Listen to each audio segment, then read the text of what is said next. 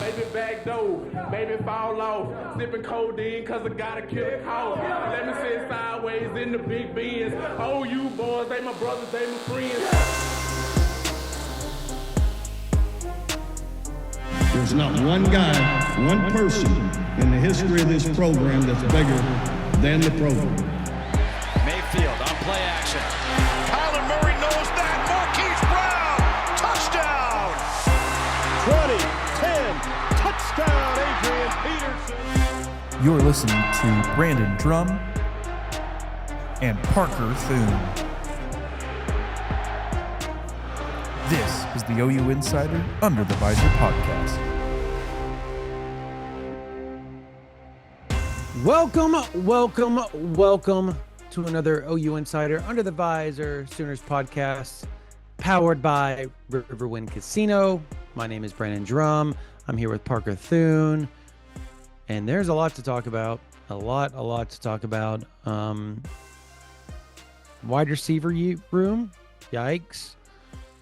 Basketball portal, good. Just spring in general, Davon Mitchell's departure, a lot of team stuff that we're going to dive in right here on this podcast. But before we do that, as always, we've got to pay a few of our sponsors, or thank a few of our sponsors as well.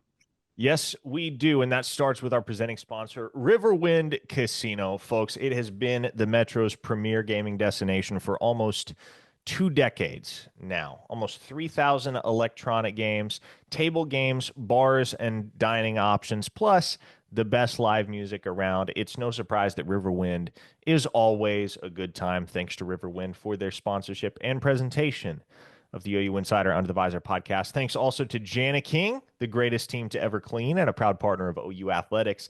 They deliver spotless results from stadiums to any size business across the country. You can visit janaking.com for unbeatable commercial cleaning services. That's JANIKING.com. You see this hat, folks? This hat you can get for free if you tap in with the good folks at Bird Dogs and use our promo code to get your very first order of Bird Dogs shorts. Now, if you're not familiar with Bird Dogs shorts, they have revolutionized the comfort, fit, and versatility aspect of the shorts game. Compared to stiff, uncomfortable old khaki shorts, Bird Dogs, they're a revelation. Comfortable enough to wear out in the yard or at the gym, but classy enough that you can wear them with business casual attire and you're not going to miss a beat. You can dress up or down for any occasion. Never got to take off your Bird Dogs shorts. For a limited time, our listeners are going to get this free hat with any order when you use code OU Insider at birddogs.com. Again, get the hat completely free when you use code OU Insider at birddogs.com. Support our show. Let them know we sent you. And finally, folks, a word from Mando. Mando whole body deodorant is safe to use anywhere on your body, clinically proven to block odor all day and control odor for up to 72 hours.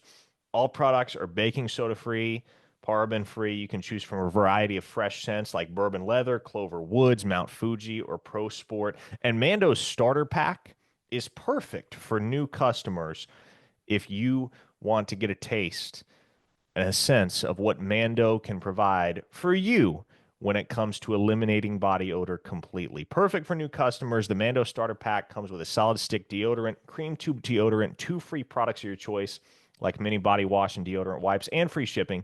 As a special offer for our listeners, new customers are going to get $5 off a starter pack with our exclusive code. That equates to over 40% off your starter pack when you use code INSIDER at shopmando.com, shopmando.com. Please support our show and tell them we sent you. Smell fresher, stay drier, and boost your confidence from head to toe with Mando. All right, Brandon. Well, I guess we're a little bit late in getting to this news. It happened over the weekend. Both you and I were out of town for funeral services over the weekend. So as we kind of get the chance to settle back home once again here in the Sooner State and dive into one of the most prominent storylines surrounding this program right now, the Devon Mitchell experiment is over. former four-star tight end signee in the 2024 class, is entering the transfer portal. And Brandon, I think what's most unfortunate about this whole ordeal is that it doesn't come as a particular shock. It wasn't terribly unexpected when all of this went down. No, it wasn't. They've given him a billion chances. I had one source tell me, and this is 100% true, he got more second chances than anyone I've ever seen in my life. And just gauging sentiments from folks around the program, not only in the aftermath of all of this, but leading up to it, once again, 100% true. They had given Devon Mitchell an insane amount of leeway, an insane amount of opportunities to redeem himself over the course of the 15 months that he was on campus with Oklahoma. And ultimately, here's what it boils down to, Brandon. You can lead a horse to water, you can't make him drink. I mean, this is the epitome of that old adage. It's facts. It was frustrating to watch because we knew how talented he was. And it was a big deal. When Oklahoma first got him, it was a massive deal. It was beyond huge. And to see this go down the way that it went down, I mean, it had. If you think it's frustrating for the fan base to see this happen, think about the coaches, because they're the ones that are giving him chance after chance. And then teammates, they all saw it. And you have to look at it from a coach's perspective at the end of the day. And I guess a player's perspective as well, because they're trying to, from a coach's standpoint, they're trying to set a culture, set a standard of how things should be done, when they should be done. If they should be done, all those types of things. And if somebody keeps breaking those standards, not living up to those standards, or even coming close to those standards as far as the off-season workouts, going to class, showing up to practice, showing up to team meetings, showing up to film, eventually that's the straw that there's going to be a straw that breaks the camel's back. Yeah. But this time, there's also an added piece to it to where they said, they actually gave him a chance. They said, look, we're going to let you lose weight. You're not going to play. You're not going to practice. You're going to show up. You're going to work out. You're going to go to film. You're going to do everything but practice. And we're going to let you get back in the good graces of this university, of the players, of the coaches, of the program. And the day that he was supposed to start that, he no-shows and tries to get in the portal. And does get in the portal. Correct. And I want people to hear that, and I want that to be understood about how this all went down. Because I know there's been a bunch of stuff thrown around about the nature of his departure for the program and all the things that went into it. I think somebody reported, he brought a gun into the locker room and they kicked him off the team. That's not true. That did not happen. We've both been told independently from sources that are as good as it gets within the program that once again, this kid was given a chance to make it right. He was not served his walking papers, even though it could be argued they were long overdue. He was given a chance to make it right. He was told, these are the things you're going to do. We're, in effect, going to suspend you. Yep. But you have the opportunity to, as you said, return to the good graces of these coaches and this program as a whole. And apathy. That's the word. That's the word here, Brandon. Apathy. Yeah. The same apathy that kind of underscored the entire 15-month tenure that Devon Mitchell had at Oklahoma reared its head in that moment, and he chose to walk out the door. And look, it was a multitude of things, though, Parker. Like, I know we haven't got into it, and we can real quick because I want you to finish your thought.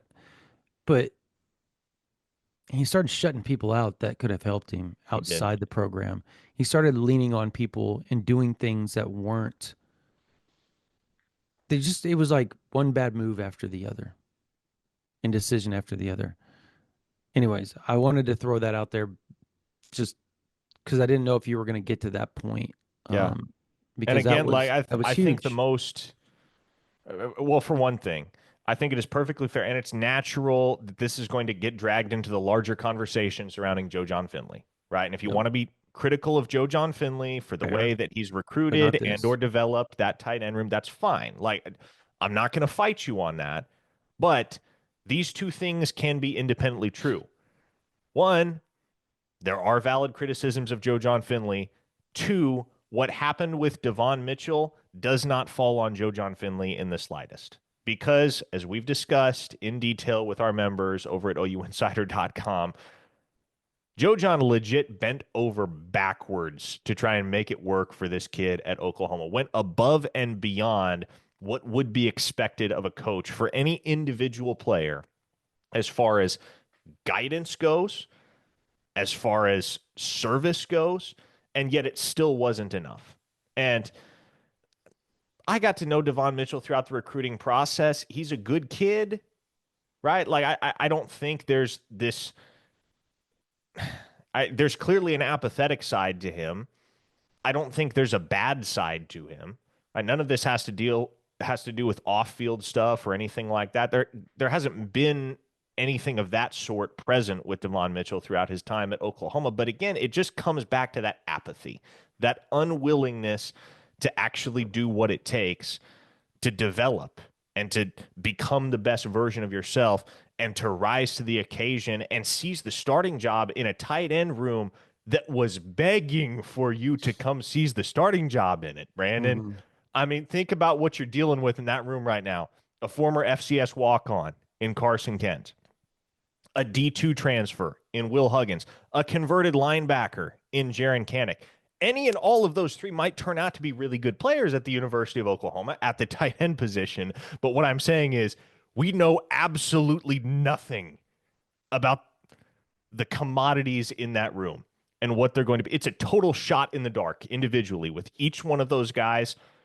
With Cade McIntyre, who's had injury issues, with Caden Helms, who's had injury issues, and certainly with Trinae Washington, who comes in as a true freshman and probably isn't expected to do much beyond redshirt. But the point there is that job belonged to Devon Mitchell if he wanted to go and seize it.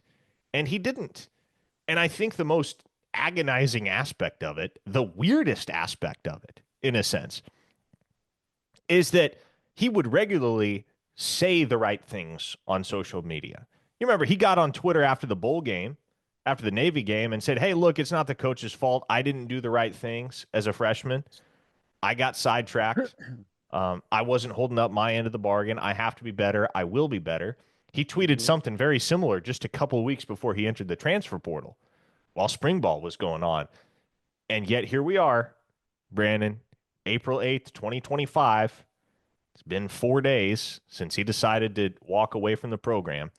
The actions never matched up with the words.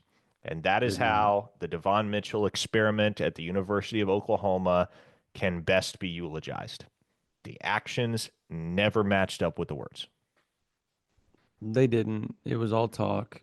And the funny part is that I think we all kind of bought into that he was starting to mature because BV got up there and talked about he's growing, he's going to get a chance to play. And then every time it seemed like they bought into this new and improved Devon Mitchell, he would do something to remind them that he wasn't new and improved. And I hate it because he is a good kid. Like he is not a bad kid.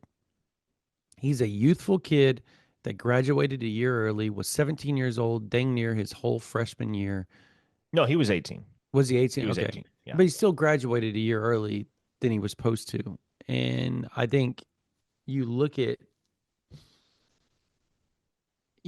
that, and I mean, I can look back at when I was 18 years old.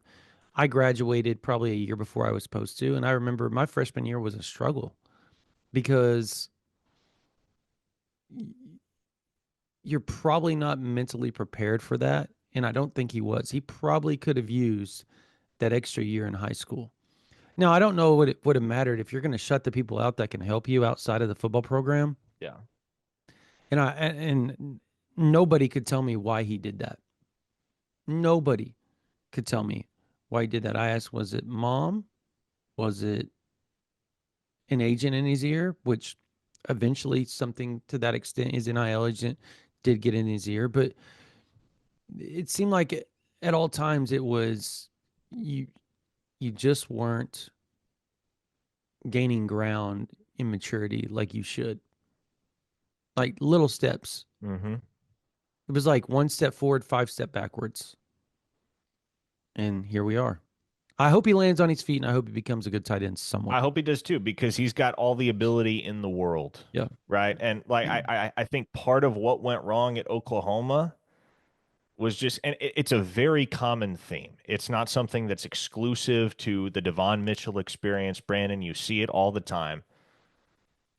A kid has an outstanding high school career, struts into the halls of a college campus, and is under the impression that he can coast along with the same talent that carried him through high school, and that he's going to be able to excel at the collegiate level without leveling up his game and being intentional about leveling up his game.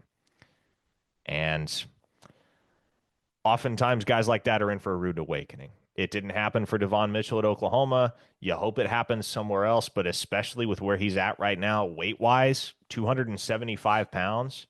Like, it doesn't take a Rhodes Scholar to know that the very first thing he's going to have to do at whatever his next institution is, he's going to have to reshape his body. And there's going to have to be some very concerted effort expended there in that regard, because it's very, very difficult, I would say darn near impossible, to effectively play the role of a pass-catching tight end in the Power 4 at the FBS level more broadly when you are 275 pounds. I mean, that's true. All true. Like, it's one of the more frustrating things that we've ever covered, to be honest with you. So, like, it just... But speaking of frustrating,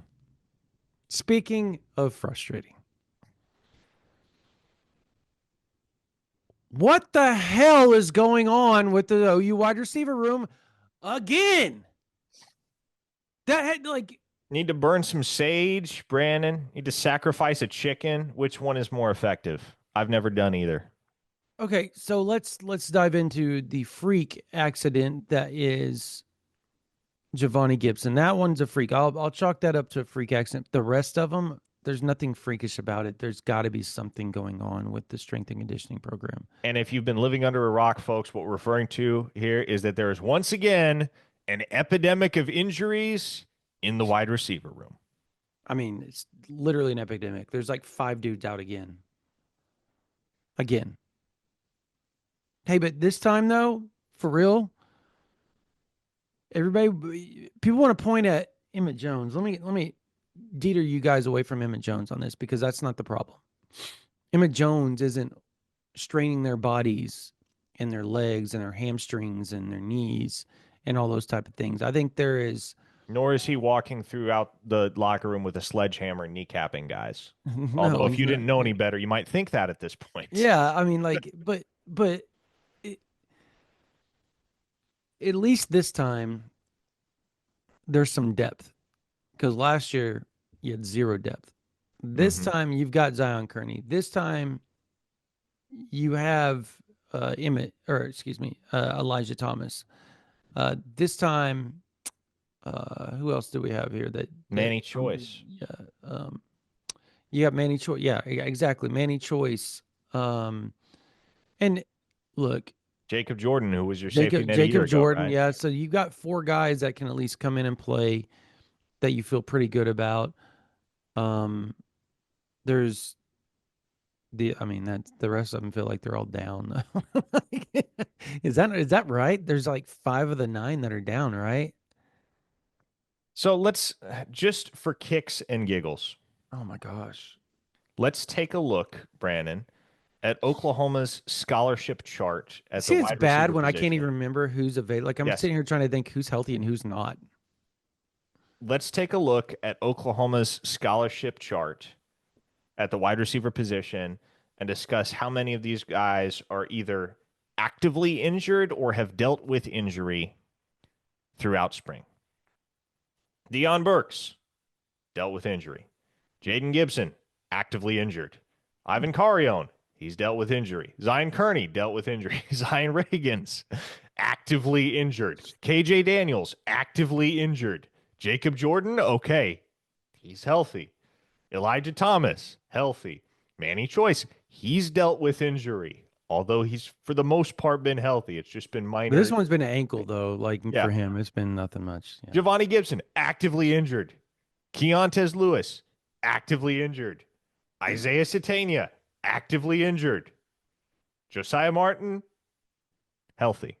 So That's the one I couldn't think of. among a group of 13 scholarship receivers right now, there are exactly 3, Jacob Jordan, Elijah Thomas, Josiah Martin, that have not been affected by injury at some point this spring. You can't hear that. That's me knocking on wood, guys. 3 out of 13. It's bad. But before I say this, let me do this real quick. Yeah, Good okay, we over- get it. We get it. I Yeah, don't, no, I don't no, think but you're I was gonna going to say jinx something. anything. But the good news is, across the board, it's been much better. It's just been very unfortunate at wide receiver. Yeah, well, that's the thing. And I was literally just on the phone with a program source before we sat down to record this podcast, and we were discussing exactly that. Like, elsewhere, this team is pretty healthy. I mean, you got some backups, you got some true freshmen that are sidelined, but in terms of the guys that are going to see the field in a meaningful capacity for this team in 2025, most everyone is like Eli Bowen's out of the boot, right? Kendall Dolby's ramping back up. Gentry Williams is ramping back up. Kendall Daniels is back. For the Marvin most part, Jones is everybody back. Yep. across the board outside of the wide receiver group is healthy. And it's just a mash unit with the receivers. It's bad. Bad. And now you've got to go in the portal. Like, you have to go in the portal There's because no question. It's a non-negotiable. Trajan Bridges, come on home. you laugh. I'd do it. Listen, I do it too. I said that on He's a OUinsider.com changed earlier kid. this week. Like, A I changed do kid. it.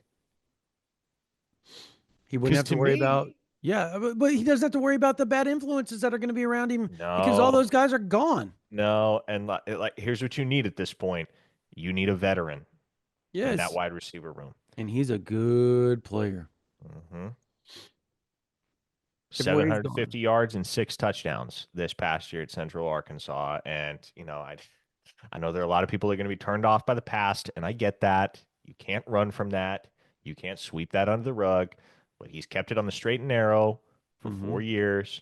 If you go back to what happened in the spring of 2021, by all accounts, he wasn't the bad apple of the bunch. He is certainly culpable for his sins with regard to that particular situation. Very but much. he was more a member of the posse Well, I than mean, anything else. The funny thing, we're talking about Trajan Bridges, and the funniest part about this, not really funny, but the coincidence about this is Parker was the one that was right there when it all went down. Yes. Literally was standing right there when it all went down. Like, for those that don't know, like, we can talk about it now. Oh, and we have. Yeah, I know I have. But for some people that haven't, real quick, he's in a drive-thru at Brahms right next to where they're getting pulled over, and he calls me and goes, "What do I do?" And I said, "Just walk over there, make sure it's them, and then we'll handle it from there." We weren't going to report it. Like, at no point were we going to report it because that was something that needed to be handled in a very delicate manner. We were going to report it later, but we weren't going to report it as far as just breaking the news and throwing their names out there because we didn't know what it was. All alleged at the time, right? Like, yeah, this you is couldn't- 22-year-old me at the time. yeah, and that's 22. young. Yeah, Yeah. I was told by the officers on the scene he's a suspect in a robbery. And that That was was it. all that was known at the time. And it We was got just clarity alleged. several days later. He Yeah. got kicked off the team. Seth McGowan got kicked off the team. A couple weeks go by. It comes out that Mikey Henderson was also involved. He gets kicked off the team. And I think to this day, Brandon, that's almost 4 years ago exactly. And that is the last outright dismissal that we have seen from the Oklahoma football program for a It scholarship player. changed. Everything changed after that. There was a lot of, I mean, let's be honest, Lincoln Riley left. I mean, that helped, right? I mean, and I'm not saying Lincoln Riley was bad. I think the program needed a new voice as far as discipline went, right? And I think Venables came in with a different standard, a different mindset, a different culture, and that changed everything.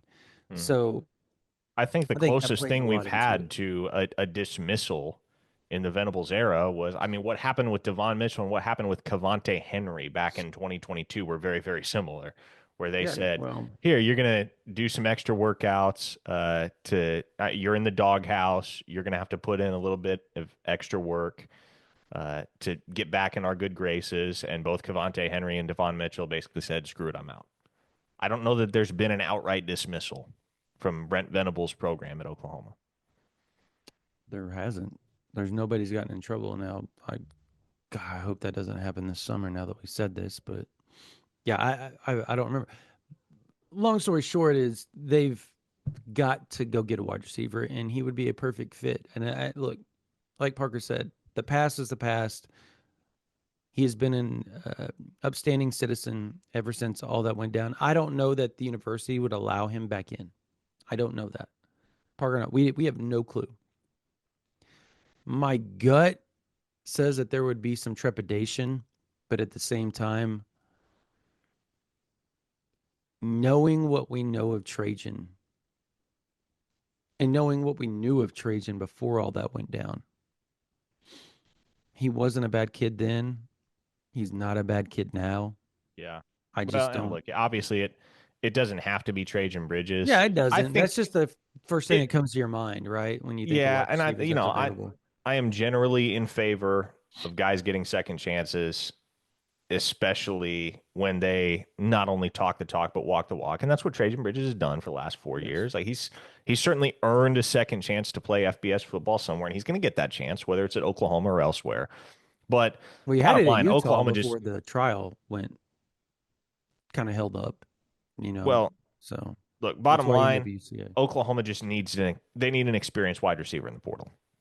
They need to go get somebody that they know they can count on at this point, that they know is not going to be overwhelmed by SEC competition, that is going to go be able to run the whole route tree, make plays in Ben Arbuckle's offense, and give John Mateer somebody reliable to throw the ball to. Because, like, okay, you have the expectation that mostly everybody, I say mostly everybody, is going to be healthy by the time the season rolls around. But can you count on that at this point with what the wide receiver room has endured over the last year? No. And also, you hate to even put this thought into the air, but when somebody goes through as much stuff as somebody like Jaden Gibson has been through, right? You naturally have to wonder what's right now. By the way, what's that now? Where does he stand right now? So obviously he had the setback in rehabbing his knee I just injury. wanted you to be able to articulate to those.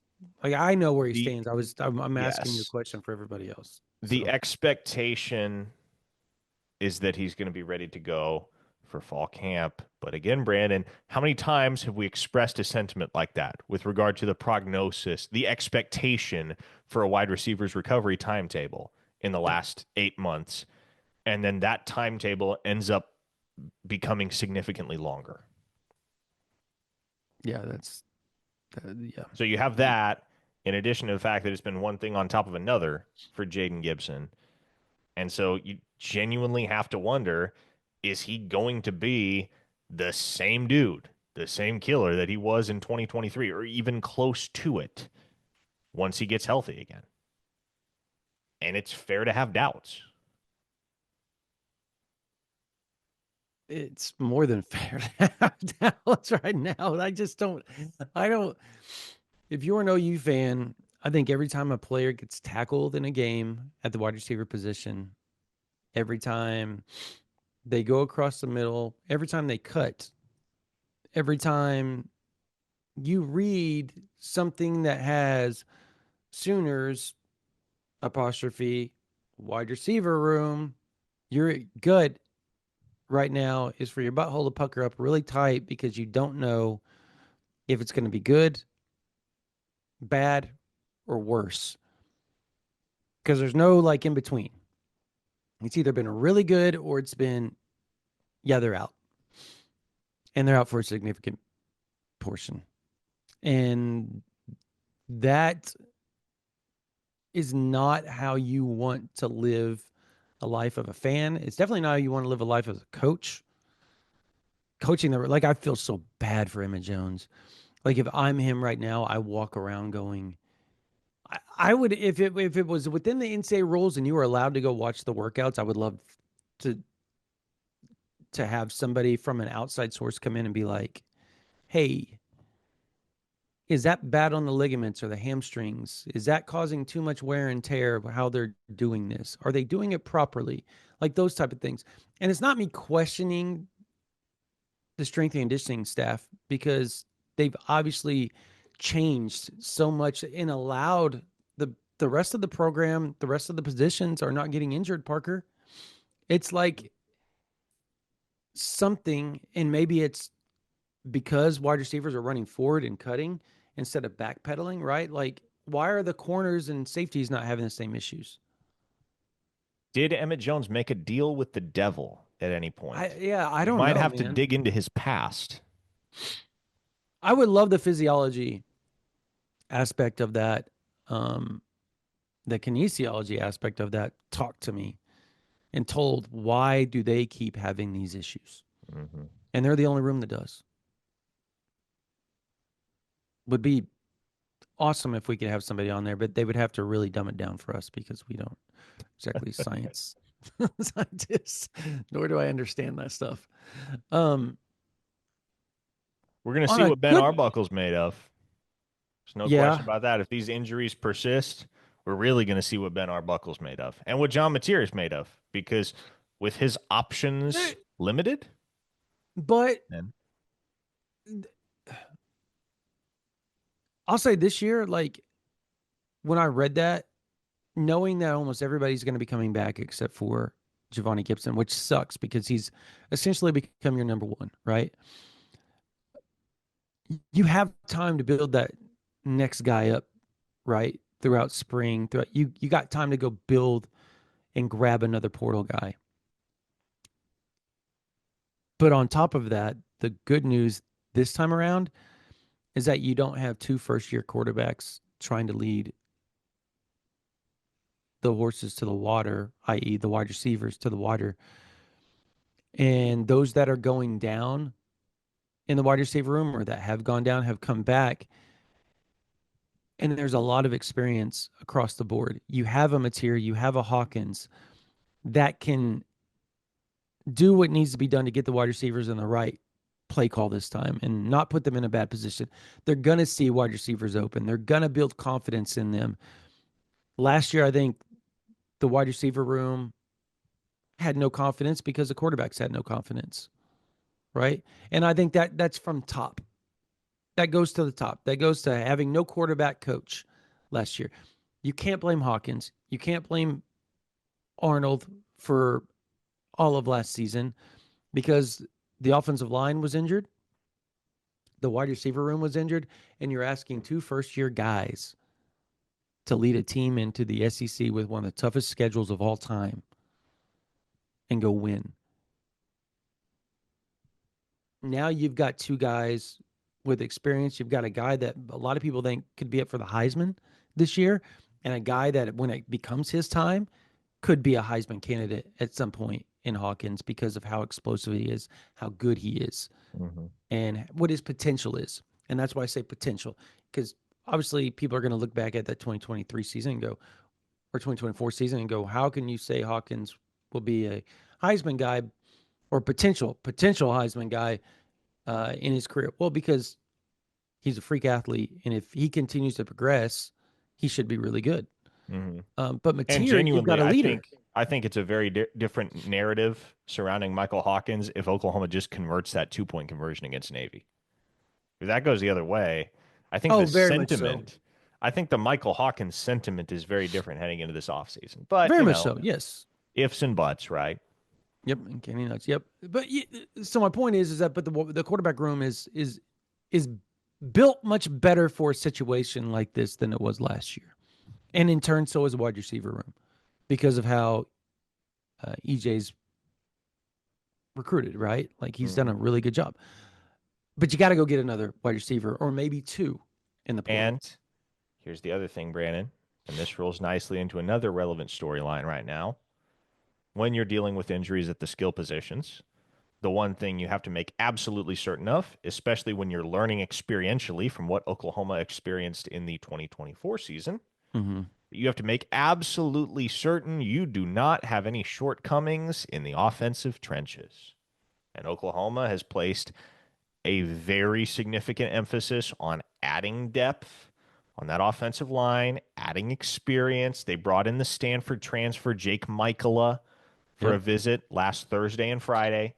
He has made starts during his collegiate career at left guard, center, and right guard, so provides a ton of versatility at those interior spots, and is somebody that has a great deal of familiarity with three guys on OU's roster already, and Luke Baklenko, the Stanford transfer, and then his former high school teammates, Gavin Sawchuk and Gabe Sawchuk. So if Oklahoma can land Jake Michaela, which is going to be difficult because they're going to have to fend off Houston, Syracuse, North Carolina, and UCLA, all of whom he does intend to visit or has visited to this point. If they can land Jake Michaela, then you take yet another step towards addressing whatever instabilities still remain up front for your offensive line. And as long as you have things solidified in the trenches, that's going to keep your floor as an offense significantly higher than what the floor was in 2024, when not only were you dealing with a mash unit of a wide receiver room, but you were also dealing with turnstiles on the offensive line. No, look, Michaela brings a lot of experience. You may not have to play Fabichi Wewu if you get him, right, at center, right? But he's been doing a good job at center, as a backup center to Troy Everett. And let me also add something to what I think of this offensive line. I talked to somebody yesterday on the phone for a good 45 minutes, man. And this person is glued in to just the program in general. And their sentiment was exactly what we've said, right? Like, the confidence is there. There's a lot of people that feel like this OU team's going to be really good, but they got to beat Michigan, right? They got to beat Michigan. I think that's first and foremost. You got to beat Michigan. And I bring that up because that's going to be the first test for this offensive line to see if it truly is what we expect it to be this year, and what we think it is, and what we hear it is, and what we've seen with our own eyes, Parker. Like it's like, I don't want to get your hopes up, OU fans, but it is so much better than last year. It's so much better than last year. Would you agree, Parker? Like, so much better than last year, at least the starters. Now, injuries happen. That can derail everything because there's a lot of uncertainty. But you're going to get Heath Zeta back, right? Heath Zeta back. You're going to get him back.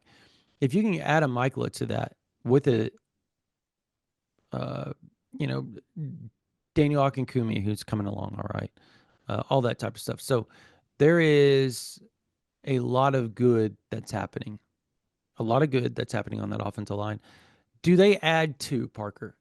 If you can get Michaela, do you think you go add one more? If you can land Michaela, I don't think you need another one. To me, that kind of becomes a similar conversation, the one we've been having for a matter of weeks now about the linebackers, where Doesn't feel like it's an absolute necessity to go grab one in the transfer portal, but if roster limits and budgetary space allow for it, you wouldn't mind having an extra one. Agreed. So if you can add Michaela and then maybe one more guy, is it an all outright center? I don't know. It's going to be really hard to get somebody to come in and want to just sit behind Troy Everett. And speaking of him, all I hear is how good of a leader he is. And we saw it with our own eyes, Parker, the other day. We couldn't put the video out because of the explicitives that were being said in between all of that stuff. It's a big no-no with OU. But he's phenomenal, man. Like, and I've been like, we saw it with our own eyes, and then to hear it from so many different people, how he has changed the room with his leadership. He was such a missing cog last year for a good portion of the season.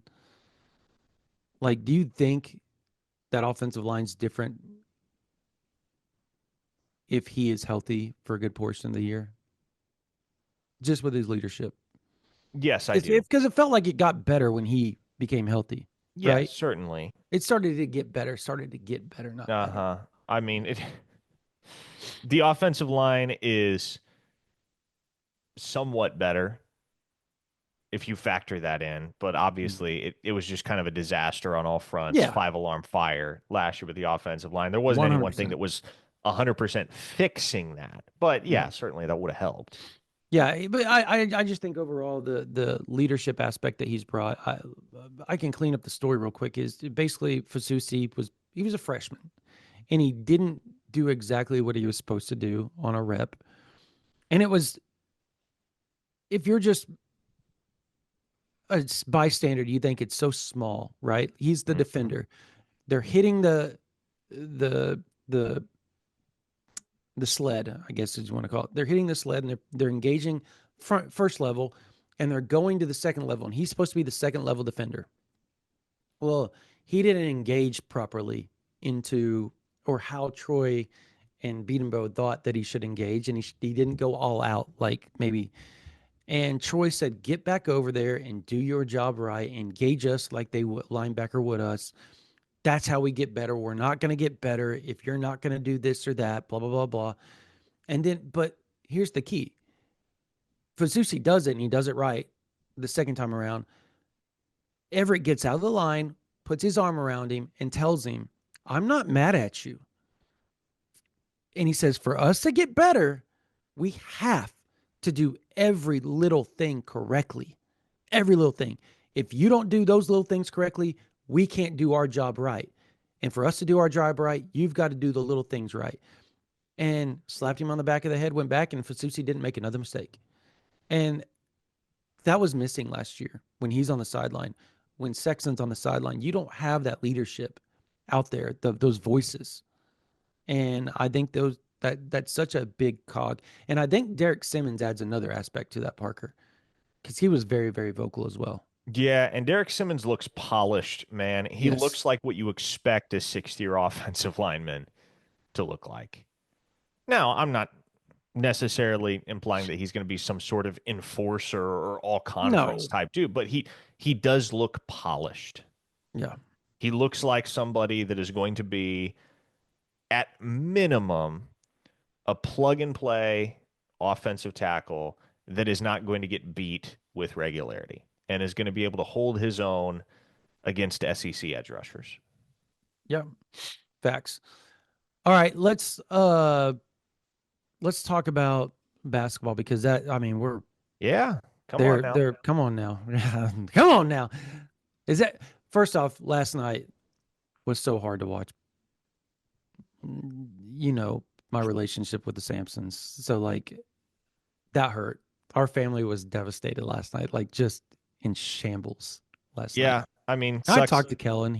They're struggling a little bit, but like, yeah, that's hard. I don't doubt That's it. hard.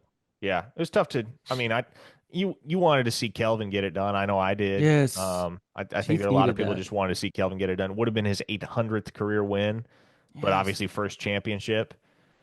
And man, they were right there. And that's about the most agonizing way you could possibly have lost it. So credit to Florida, though. Credit to Todd Golden. It was a hard-fought win. Walter Clayton Jr. is a freaking stud. Stud, sharp. Dude, what was he? What? All he had to do was pump fake Clayton. Not jump in the air, pump fake. Don't leave your feet, pump fake. Step one to the side, and he has a wide open three. Mm-hmm. Yeah. What I think is cool about the Walter Clayton story is that, and I don't know how well this is known, but he was a big time prospect in football back in the day. Like was much more highly regarded. Yeah, was much more highly regarded as a football player than he was as a basketball player. I mean, he had offers from Notre Dame, Nebraska, from I want to say Florida State as well. He's an athlete. And he walked away from football to go play college basketball at Iona of all places, right? Iona, and he's a Florida kid. He decided he was going to take his chances in the sport of basketball, went to go play for Rick Pitino at Iona. And now 5 years later, he's hoisting the national championship trophy as a Florida Gator and the tournament's most outstanding player. So props to Walter Clayton, man. He bet on himself, and he won. Yeah.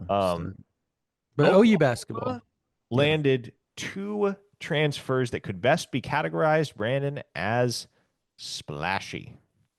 Tay Davis, forward from Notre Dame, and Nigel Pack. You remember Nigel Pack? Of course you remember Nigel Pack. Former Kansas State Wildcat Nigel Pack, who spent the last 2 seasons as a Miami Hurricane. He's going to be playing. He was the highest paid player in college basketball at one point, Parker. Was he really? Or one of, yeah. I know that deal was a substantial one. Mm-hmm. But Nigel Pack is going to be an Oklahoma Sooner for his final year of college basketball. So Oklahoma lands Davis, they land Pack, and you don't have to look any further, Brandon. Those are the only 2 additions that Oklahoma's made in the portal at this point. But you don't have to look any further to conclude that Oklahoma's approaching this portal cycle a little bit differently than they approached last portal cycle. They are not balling on a budget. No, I think, can we all agree that the Jeremiah Fears project probably showed the donors that paying pays off in the NIL era, particularly with the basketball, because they've been penny pinching this whole time. They went out and they paid. And what a lot of people don't know is Fears wasn't on scholarship, Parker. Yeah. Right? He wasn't on scholarship. Nor was Duke Miles. Just NIL. Duke Miles wasn't either. They paid NIL for both those guys, and both those guys paid off for him. Particularly Jeremiah Fears, like huge way. And you add the Trae Young aspect. I think having Trae Young talking to the donors and him putting his own money up also helps. I think they're doing right by this program. And you see it across the board. I think it would have been a bad look for them to go out there and pay for women's basketball and not men's. Mm-hmm. Right? And since they're paying for women's, I think they've went out and paid a substantial amount for men's. And apparently they're working on getting a few $1 million more in the bank to go grab 2 or 3 more huge keys. They've got several million still left, but they want 2 or 3 more million to go throw at and make a big run in the SEC next year. I love it. This will be a fun team. Lloyd Noble's fun when it's packed, Parker. It's a fun place. It's a fun place when it's packed. Hasn't been packed in a while, but I think you have it next year. I really do. I'm not hyperbole. Like, those 2 guys are dudes, man.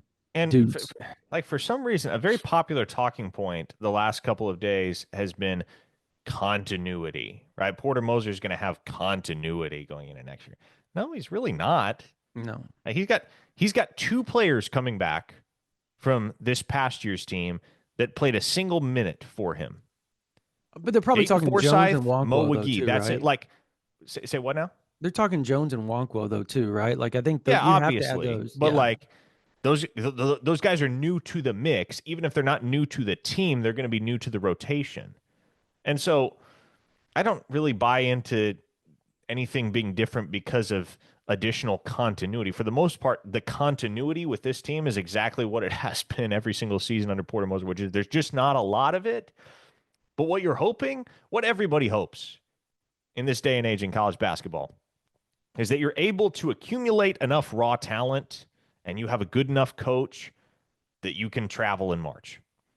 And Nigel Pack and Tay Davis, I don't think alone those two give Oklahoma what it takes to put together a Sweet 16 type of run.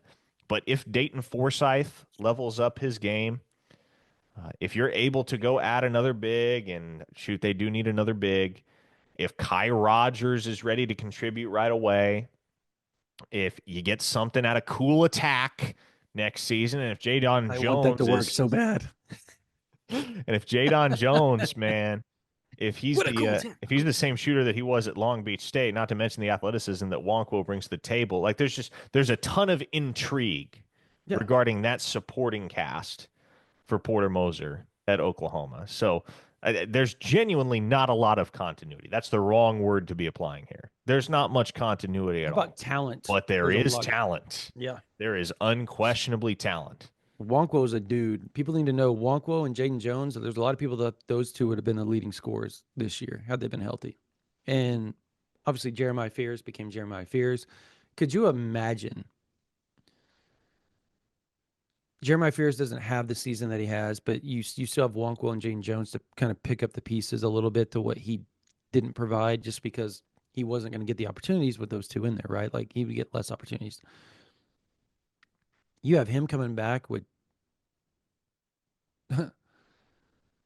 Davis, right? With Nigel Pack, with Wonkwo, with Jones, with McGee. Like, you're looking at a team that a lot of people would have looked at and went, they might win the SEC next year. But that's not the reality of the situation. If Oklahoma can go grab, would you characterize Nigel Pack as a combo guard or a point guard? Point guard. Okay. If you can go grab another combo guard, I was intrigued at what you would call that, because I see him playing off the ball a lot too. But yeah, you go grab another combo guard that can score along with Davis and Wonkwo, and maybe one more big dude. Go get a big guy that can come in and back up Wiggy, or have Wiggy come off the bench. It doesn't matter, either or. Somebody that fits the SEC. You're probably going to have to throw $1 million and a half at that guy to make that happen. But Oklahoma's proven that they'll do it. And supposedly they have money set aside for a big guy right now. Like, that's what they're looking for. If they can do that, and somebody that's produced, Parker, this team, like, if you're an OU fan, you got to look and go, okay, year one, the SEC sucks, but this could just be a whole nother thing. Because Porter's proven with really good talent, he can go win. He can go win with really good talent. A lot of coaches can win with really good talent, obviously, but like, he's proven that he can do this. And yeah, it does feel like Porter has one foot out the door, right? Like, it does. He's kind of, his eyes are always looking someplace else. And this may be that opportunity for him to leave and OU to find somebody that wants to be there. And I think we all know who that potentially could be at some point down the line. I want to ask this, but kind of teetering away from the transfer portal in basketball, back to the coaching thing. With Houston losing and potentially Kelvin Sampson coming back to give it one more shot to go win a natty. Because if he wins a natty, I'm here to tell you that he probably wasn't returning. He probably was going to hand the program over to Kellen at that point. Could that have been a blessing for OU fans in a bad way for Houston? Like, because if Kellen ever got that Houston job, it'd be really hard to pull him away from that. But now he's coaching waiting. I mean, look, Porter's the coach right now. I know, like, but he's also been up for so many jobs, right? His name's been thrown out for how many jobs in the last 2 years? Yeah, be that as it may, he hasn't wound up with any of those jobs, right? And so, like, I think Not without there's a trying. time and place for that conversation to be had, but right now, Porter's the I guy guess that's at fair. Oklahoma and is for the foreseeable future. That's fair. But what, in your mind, do you think that team needs to take that next step, Sweet 16, Elite 8? They need somebody that can wreck shop in the paint. At this point, I mean, that, and to a certain extent, that might be Tay Davis, right? But I'm thinking can like a shoot, though, true too. center. Yeah. You know, the guy that, quite frankly, Sam Godwin wasn't, that Tanner Groves wasn't. Maybe Mo Wagee levels his game up this Like a offseason. Condon last night, right? And he becomes that guy. And maybe Kai Rogers is ready to be that dude right off the bat. One can hope, right? But to me, if there's a piece that Oklahoma is still missing, it is that dominant interior presence that can hold his own against the best bigs in the SEC, the likes of a Janai Broom. And I know Janai Broom's not going to be around next year, but you get the picture, right? When you have a program with that type of talent on the interior, man, it just drastically elevates the bottom line for that squad. And I think a guy like that, if Oklahoma were able to find a guy like that in the portal, or again, let's say that's Kai Rogers or even Andreas Holst, either of those two guys show up and they prove that from the jump, they're ready to make a difference down low for Oklahoma in the SEC, which it's a stretch to believe that will be the case, but it could be. If Oklahoma can find that guy, you add that to the pieces that are there for this 2025-26 season, and Nigel Pack and Tay Davis and Dayton Forsyth and Jeff Wonkwo and Jadon Jones and Mo Wagee and the like, you got a tournament team, man. At minimum, you may have a Sweet 16 Elite 8 team. Hey, Kai Rogers had everybody in their dog after him, and he's 6'10", 240, just for those that don't know. So, yeah, like that's what I envision an SEC guy being, right? Like, because I think that was probably the biggest shock to all of us was how strong and forceful the post players were in the SEC. Like, they were just different than they were in the Big 12. Like, outside of Houston and Kansas on a night in and night out basis, you didn't really ever play like large dudes that were just strong, forceful guys like you do in the SEC. He fits, and for him to already be playing for that overtime elite pro team and going down to college, right, to make that move, I think that's huge. But anytime, this is how I look at things, Parker. Ole Miss offers, Michigan State and Izzo offers a post player, St. John's, Georgetown, Iowa. If those are the guys that are offering this guy, you know he's got a chance because they know how to scout big men. Of all the schools, those are the big men schools. So that's a good get, man. I like that. I like the get. I think he's got a chance. He fits it physically, and I think that's the biggest thing is the physicality of him. So, anyways, hey, I guess that's going to do it for this version of the OU Insider Under the Visor Sooners podcast. Hope you guys enjoyed the talk. I know there was a lot of negativity there, but for some positivity.